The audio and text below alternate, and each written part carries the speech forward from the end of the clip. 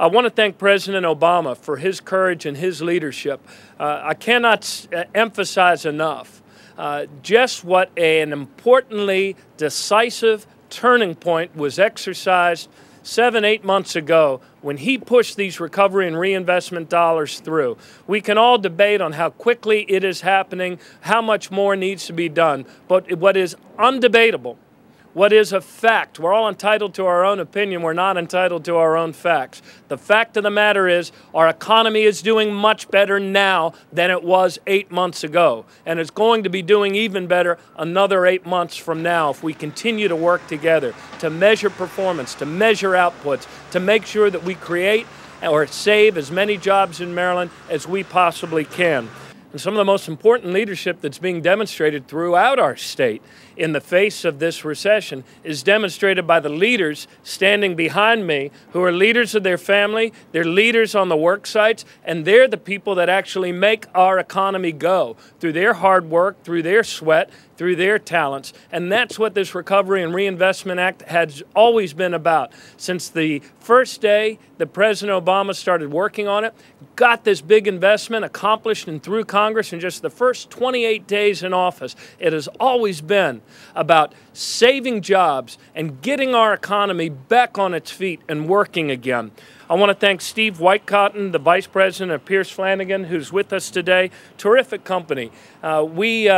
Some of the things that we do as a state can only be done because of talented, hardworking people in private industry who go after these contracts, who do that tough work, getting up early in the morning to make our roads safe, to keep our bridges safe, to make sure that we're all able to enjoy our quality of life. Pierce Flanagan is currently contracted for not one, not two, but 3 Recovery Act funded projects. So far, these projects have created 128 jobs. They're expected to create even more over the life of those projects, and it is an important and invaluable and I might add a typical Recovery Act story of these dollars going to their intended purpose. And what is that? To create or to save jobs, to get our economy rolling again.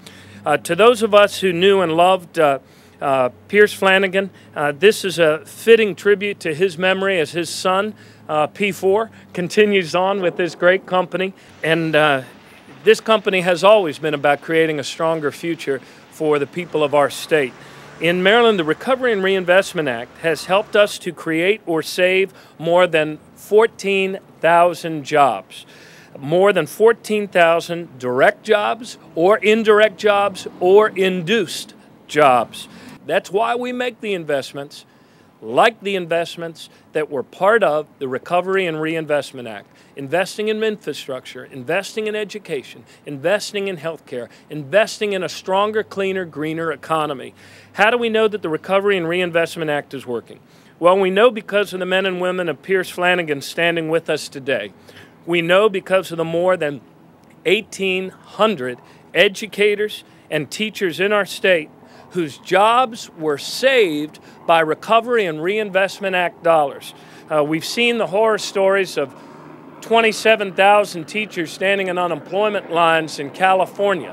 That hasn't happened in Maryland, and the reason it did not happen was because, in no small part, of the big investment that President Obama and these Recovery and Reinvestment Act dollars made in our school system. We know because of the hundreds of healthcare workers who are still on the job today because of these investments. We know because of the more than 8,000 induced jobs that have been saved in Maryland due to the additional economic activity that was brought about by the Recovery and Reinvestment Act investments. And we know because of the millions of dollars that we've been able to invest in aging infrastructure, roads, highways, bridges, not to mention classrooms for a new generation of Marylanders.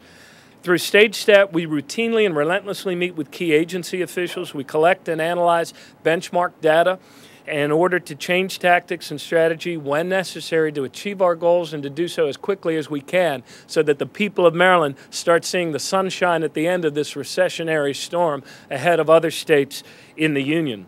These are the principles behind State Stat, and these are the principles by which we have tried to answer President Obama's call to hold ourselves accountable to the public we serve for the recovery dollars that they are investing through their representative government.